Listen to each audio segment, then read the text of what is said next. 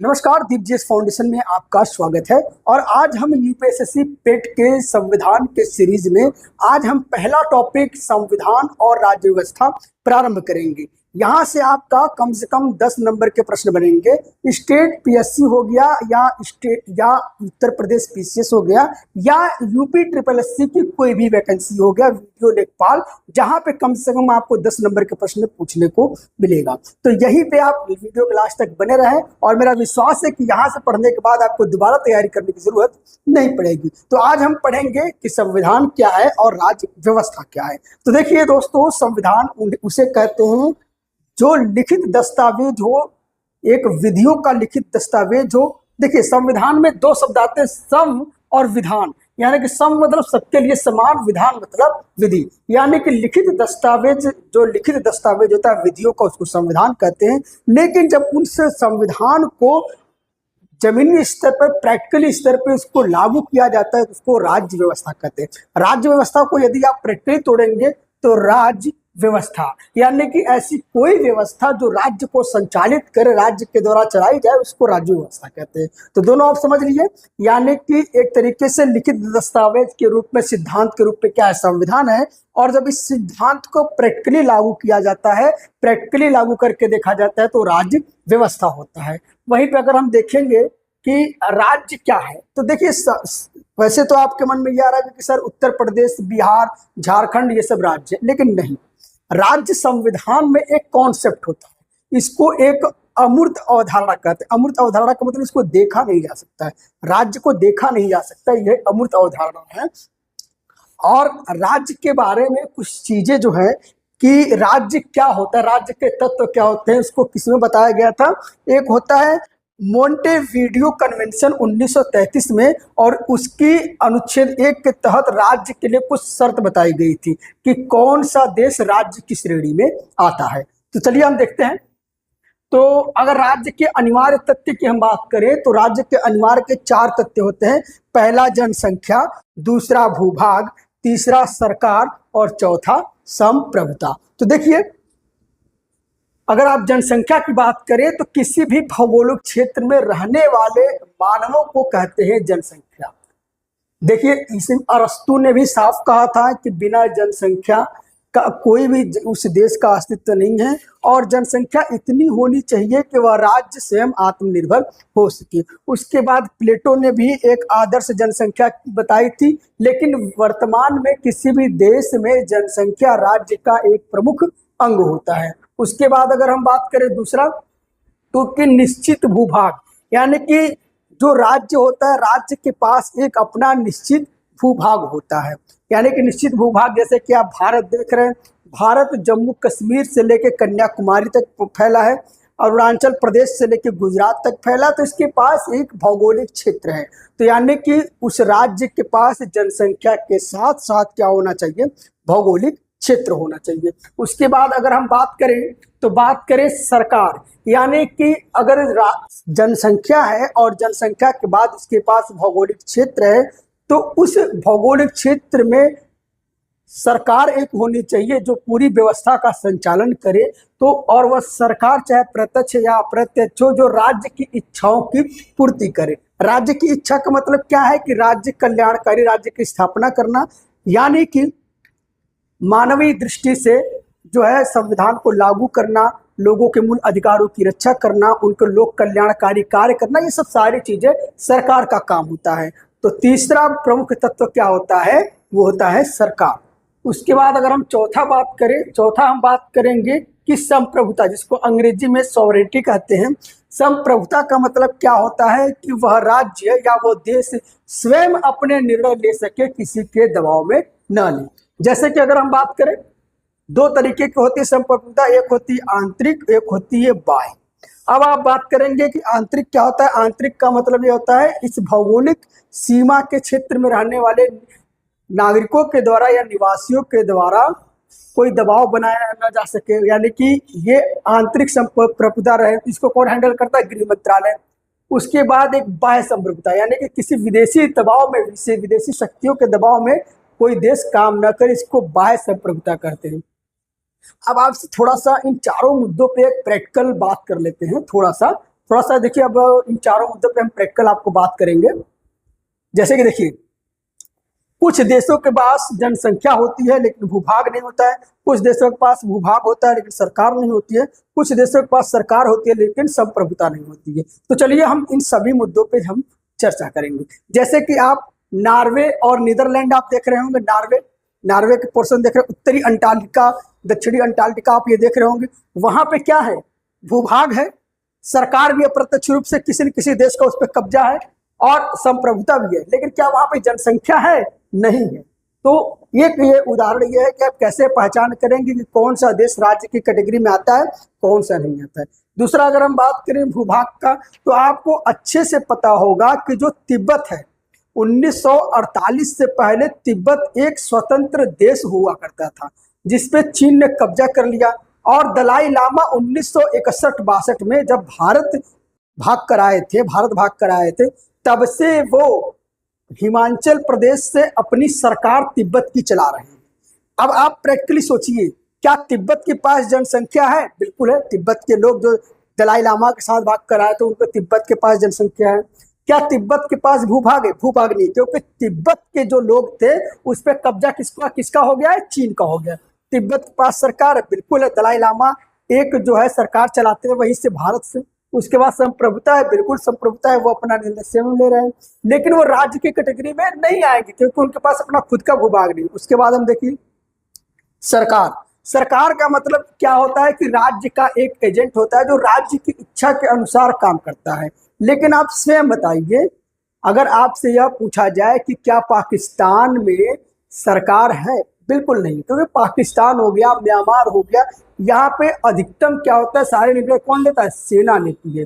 वहां पे सेना शासन होता है, तो यह भी राज्य की कैटेगरी में नहीं होता है। अब देखिए संप्रभुता की बात करें, अब ये काफी संवेदनशील मुद्दा है। संप्रभुता का मतलब वो क्या होता है कि वह राज्य या वह देश अपने निर्णय स्वयं ले, किसी के दबाव में न ले, न तो आंतरिक दबाव में न तो बाह्य दबाव में। लेकिन अगर आप थोड़ा सा प्रैक्टिकली सोच कर देखिए और आप बताइए कि क्या अफगानिस्तान संप्रभु है?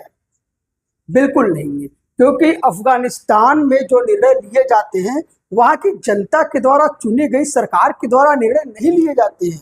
वहां पे निर्णय लिए जाते किसके द्वारा? तालिबानियों के द्वारा। और तालिबानी कौन है? वही आंतरिक सीमा के अंतर्गत रहने वाले जो उपद्रवी हैं, वही तालिबानी। अब ये तो हो गया अन्य देशों की तुलना, लेकिन आप थोड़ा सा मैं आपको प्रैक्टिकली कुछ प्रश्न पूछूंगा, उसका आप ध्यान से बताइएगा। क्या वर्तमान में भारत एक राज्य की कैटेगरी में आता है? सोचिए, ये हमारे प्रश्न थोड़ा सा आपको सोचने को मजबूर कर सकता है, लेकिन सोचिए, क्या भारत वर्तमान में एक राज्य की कैटेगरी में आता है? क्यों? क्योंकि भारत के पास तो जनसंख्या भी है, भारत के पास भूभाग भी है, भारत के पास खुद की सरकार भी है, लेकिन संप्रभुता पे थोड़ा सा संदेह तो बनता है। क्योंकि आप खुद सोचिए कि वर्तमान में जो भारत की विदेश नीति है, क्या कहीं न कहीं वो अमेरिका के इर्द गिर्द नहीं घूम रही है? आप खुद बताइए कि जो डोनाल्ड ट्रंप है वो अप्रत्यक्ष रूप से भारत को नियंत्रण कर रहे हैं, तेल की लेकर, सोना को लेकर, व्यापार को लेकर। तो आप स्वयं बताइए कि भारत राज्य होते हुए भी संप्रभु नहीं रह गया, क्योंकि ये अपनी ऊर्जा संकट को दूर करने के लिए अन्य देशों पर निर्भर हो गया है और एक तरीके से बाह्य हस्तक्षेप हो रहा है, विदेशी हस्तक्षेप हो रहा है भारत की संप्रभुता में। तो ये एक संवेदनशील मुद्दा है, इस पे अगर आप बात करेंगे तो तर्क वितर्क तमाम आएंगे, लेकिन आपको इस मुद्दे पर नहीं पढ़ना है, लेकिन बस आपको राज्य के 4 तत्व देखकर चलनी है। उसके बाद देखिए, एक आपके बेसिक प्रश्न पूछे जाते हैं अक्सर आपके एग्जाम को दृष्टिकोण से लेकर। अगर आपसे यह पूछा जाए कि 1947 से पहले जब हमारा देश आजाद हुआ था तो क्या हमारा देश राज्य था? ये प्रश्न आपसे कभी कभी एग्जाम में पूछ लेता है, तो आपको पहले खुद इस बात का अवलोकन करिए और सोचिए। राज्य के कितने तत्व होते हैं? 4 तत्व होते हैं। पहला क्या होता है? जनसंख्या। दूसरा होता है भूभाग। तीसरा होता है सरकार और चौथा होता है संप्रभुता। तो अगर आप 1947 के पहले की भारत को अगर आप एनालिसिस करेंगे तो आप देखेंगे भारत के पास क्या था? जनसंख्या था, भारत के पास क्या था, एक क्षेत्र था जो अखंड भारत का निर्माण करता था। भारत के पास क्या थी, सरकार थी, क्योंकि भारत में जो सरकार थी ब्रिटिशों द्वारा, ब्रिटिश सरकार थी। और चौथा, भारत की संप्रभुता। भारत के पास संप्रभुता नहीं थी, क्योंकि भारत जो होता है महारानी एलिजाबेथ के अधीन काम करता था। भारत की सरकार महारानी एलिजाबेथ यानी इंग्लैंड के अधीन काम करता था, इसलिए भारत के पास संप्रभुता नहीं थी। और इसीलिए 1947 के पहले भारत राज्य की कैटेगरी में नहीं आता था। उसके बाद अगर हम बात करेंगे कि शासन के अंग, अगर हम बात करेंगे तो शासन के देखिए 3 अंग होते हैं, विधायिका, कार्यपालिका और न्यायपालिका। तो कभी कभी आपसे ये प्रश्न पूछ लेता है, अब देखिए इस व्यवस्था की आवश्यकता क्यों पड़ती है, राज्य व्यवस्था की आवश्यकता क्यों पड़ती है। राज्य व्यवस्था की आवश्यकता पड़ती है शक्तिशाली का कमजोरों का जो शोषण होता है उसको रोकना होता है, यानी कि जंगल राज को रोकना, कल्याणकारी कार्य करना और सार्वजनिक व्यवस्थाओं को संचालित करना और न्याय की स्थापना करना, ये राज्य व्यवस्था का प्रमुख काम होता है। लेकिन अगर आप बात करें कि जो शक्ति पृथक्करण है, यानी कि राज्यपालिका, कार्यपालिका और विधायिका तीनों जो है अपने अलग अलग सीमा के अंतर्गत काम करते हैं, तो इसके बारे में कहाँ कहाँ गया है, तो इसके बारे में पहली बात की गई है मॉन्टेस्क्यू। जो फ्रांसीसी दार्शनिक थे मॉन्टेस्क्यू ने, इन्होंने एक अपनी पुस्तक लिखी थी। इस पुस्तक का नाम था द स्पिरिट ऑफ लॉ। इस सिद्धांत के अंदर उन्होंने शक्ति पृथक्करण का सिद्धांत दिया था। और एक बार जरा ध्यान दीजिए, हमारे संविधान के भाग 4 के राज्य के नीति निदेशक तत्व के आर्टिकल 50 में भी शक्ति के पृथक्करण का सिद्धांत दिया गया है।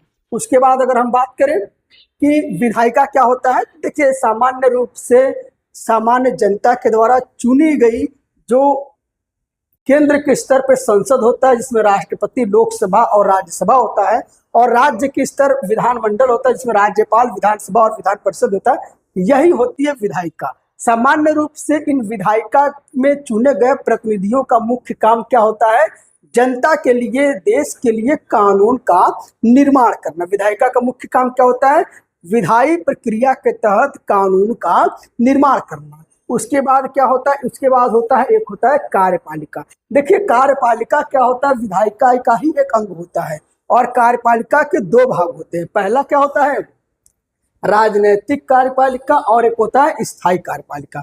राजनीतिक कार्यपालिका के अंदर कौन आता है, प्रधानमंत्री आते हैं, मंत्री आते हैं, मुख्यमंत्री आते हैं, और इनको चुनता कौन है, इनको चुनता है जनता।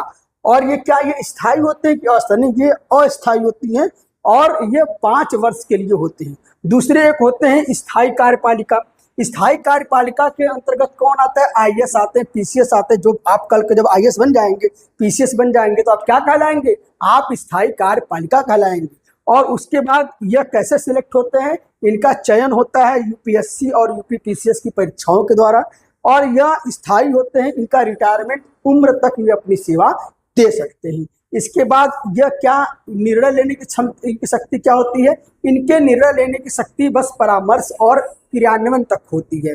यानी कि अंतिम निर्णय कौन लेता है, अंतिम निर्णय राजनीतिक कार्यपालिका के जो सदस्य होते हैं वही अंतिम निर्णय लेता है, यानी कि प्रधानमंत्री, मुख्यमंत्री ये अंतिम निर्णय लेते हैं। उसके बाद अगर हम बात करेंगे कि शासन के जो तीसरा अंग है वो होता है न्यायपालिका। हमारे भारत में जो न्यायपालिका का स्वरूप है वो एकीकृत स्वरूप है। कौन सा स्वरूप है, एकीकृत एवं स्वतंत्र स्वरूप है। उसके बाद भारत में न्यायपालिका 3 स्तर पर पाए जाते हैं, अधीनस्थ न्यायालय, उच्च न्यायालय और सर्वोच्च न्यायालय। अधीनस्थ न्यायालय जैसे कि जिला कोर्ट हो गया, उच्च न्यायालय यानी कि हाई कोर्ट हो गया, और सर्वोच्च न्यायालय यानी कि सुप्रीम कोर्ट हो गया।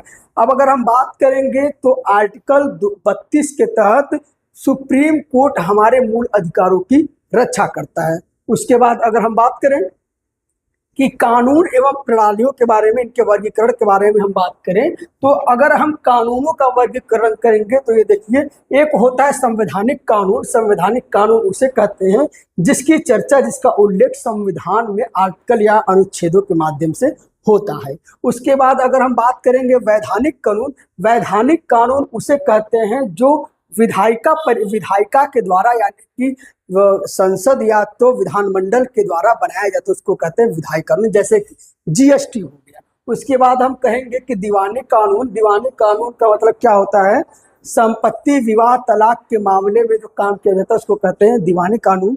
उसके बाद क्या होता है फौजदारी। फौजदारी में क्या होता है हत्या चोरी अपराध, ये बीएनएस की धारा के अंतर्गत आता है, इसको कहते हैं फौजदारी कानून। उसके बाद अगर हम बात करेंगे कि अगर हम राज्य और संघ के संबंधों के आधार पर बात करें तो राज्य और संबंधों के आधार पर होता है, एक होता है एकात्मक यानी कि यूनिटरी और एक होता है संघीय। जब केंद्र के पास संपूर्ण शक्ति होती है और उसमें राज्य का शक्ति कम होता है तब उसको कहते हैं एकात्मक या तो यूनिटरी। जैसे कि क्या हो गया, उदाहरण के रूप में ब्रिटेन हो गया, फ्रांस हो गया। अक्सर ये वही देश होते हैं जहां पे राज्य ताकतवर कम होते हैं और जो केंद्र होता है वो ताकतवर ज्यादा होता है। उसके बाद एक होता है फेडरल यानी कि संघ। इसमें क्या होता है राज्यों और केंद्रों के बीच में, राज्य और केंद्र के बीच में शक्ति का बंटवारा होता है और शक्ति का स्पष्ट विभाजन होता है। उदाहरण के रूप में यूएसए हो गया, कनाडा हो गया और अपना भारत हो गया। अब भारत एक तरीके से विनाशी राज्यों का अविनाशी संघ है, यानी कि ये अर्ध संघीय है, यानी कि कुछ मामलों में इसको राज्यों को भी शक्ति दी गई है और कुछ मामलों में एकात्मक भी है। जैसे कि अगर देश में आपातकाल लग जाए, देश में कोई इमरजेंसी लग जाए तो देश हमारा किस रूप में आ जाता है, देश हमारा तुरंत जो है यूनिटरी फॉर्म में आ जाता है। लेकिन वहीं पे जन कल्याण की भावना के लिए और प्रत्येक राज्यों का सम्मान करने हेतु अन्य राज्यों को भी शक्ति और सम्मान दिया गया है। तो इस तरीके से भारत का स्वरूप क्या है, भारत का स्वरूप क्या है, अर्ध संघी, यानी कि यह आधा संघी भी है और आधा आपका एकात्मक भी है। ठीक है, उसके बाद हम चलते हैं, देखते हैं कि लोकतंत्र के प्रकार क्या है। तो लोकतंत्र दो प्रकार के होते हैं। पहला आपका होता है प्रत्यक्ष लोकतंत्र, दूसरा आपका होता है अप्रत्यक्ष लोकतंत्र। प्रत्यक्ष लोकतंत्र का मतलब है कि जनता सीधा निर्णय लेती है, यानी कि वहां पे डायरेक्ट जनता के द्वारा ही कोई निर्णय लेकर कानून बनाया जाता है, जैसे कि आपका स्विट्जरलैंड हो गया। और अप्रत्यक्ष जो होता है लोकतंत्र, इसका मतलब क्या होता है कि जनता के द्वारा चुने गए प्रतिनिधियों के द्वारा लिया जाता निर्णय। जैसे कि भारत हो गया, भारत में क्या होता है कि जनता एक विधायक चुनेगी, सांसद चुनेगी और वो विधायक सांसद जाकर अपना वहां पे कानून निर्माण में अपना योगदान देता है। उसके बाद अगर हम बात करें कि अगर हम कुछ प्रैक्टिस क्वेश्चन को सॉल्व कर लें तो देखिए, राज्य का प्राण तत्व किसे कहा जाता है। तो राज्य का प्राण तत्व किसे कहा जाता है, हमने आपको पहले बताया था संप्रभुता, यानी कि यदि संप्रभुता मुख्य रूप से नहीं है तो राज्य जो है थोड़ा सा अपने वास्तविक पहचान को खो देता है। उसके बाद अगर हम बात करें शक्ति पृथक्करण का सिद्धांत किसने दिया था, तो शक्ति पृथक्करण का सिद्धांत दिया था मॉन्टेस्क्यू ने दिया था। किसने दिया था, मॉन्टेस्क्यू ने दिया था। उसके बाद अगर हम बात करें भारत कैसी न्यायपालिका प्रणाली है, तो भारत जो है एकीकृत न्यायपालिका प्रणाली है। उसके बाद अगर हम बात करें तो हम मॉन्टेविडियो कन्वेंशन कब हुआ था, तो मॉन्टेविडियो कन्वेंशन 1933 में हुआ था। उसके बाद प्रत्यक्ष लोकतंत्र का उदाहरण क्या है, तो प्रत्यक्ष लोकतंत्र का उदाहरण स्विट्जरलैंड है। उसके बाद देखेंगे राष्ट्रपति का अध्यादेश अनुच्छेद क्या है, तो राष्ट्रपति का अध्यादेश अनुच्छेद 123 है और अगर 123 अध्यादेश के तहत बाद में उसको संसद में पेश नहीं किया जाता है तो 6 महीना के अंदर वो अध्यादेश रद्द हो जाता है। उसके बाद अगर हम बात करें कानून लागू करना किसका कार्य है, तो कानून लागू करना कार्यपालिका का कार्य है। और हमने आपको पहले बताया था कि कार्यपालिका के 2 सदस्य होते हैं, एक स्थायी सदस्य एक अस्थायी सदस्य। स्थायी सदस्य में कौन होता है, आईएएस पीसीएस डीएम अधिकारी, ये जो स्थायी सदस्य होते हैं। और अस्थायी सदस्य में सीएम हो गए, पीएम हो गए, मिनिस्टर हो गए, ये हो गए अस्थायी सदस्य। उसके बाद अगर हम बात करें राज्य की मूर्त अभिव्यक्ति क्या है, तो राज्य की मूर्त अभिव्यक्ति सरकार होती है, यानी कि एक एजेंट के रूप में काम करती है। उसके बाद हम बात करें कि 1947 में पूर्व भारत राज्य क्यों नहीं कहा जाता था, क्योंकि राज्य 1947 के पहले जो है संप्रभुता भारत के पास नहीं थी। उसके बाद हम बात करेंगे कि अगली टॉपिक में हम संविधान के अन्य यूपीएसएससी के सिलेबस को हम पढ़ाएंगे। वीडियो के लास्ट तक बने रहें और इस वीडियो को ज़्यादा से ज़्यादा शेयर करें कि दूर दराज बैठे लड़कों के पास भी निःशुल्क यूपीएसएससी पेट की तैयारी हो सके। वीडियो कैसा लगा आपका, कमेंट में अपनी राय दें। Thank you very much.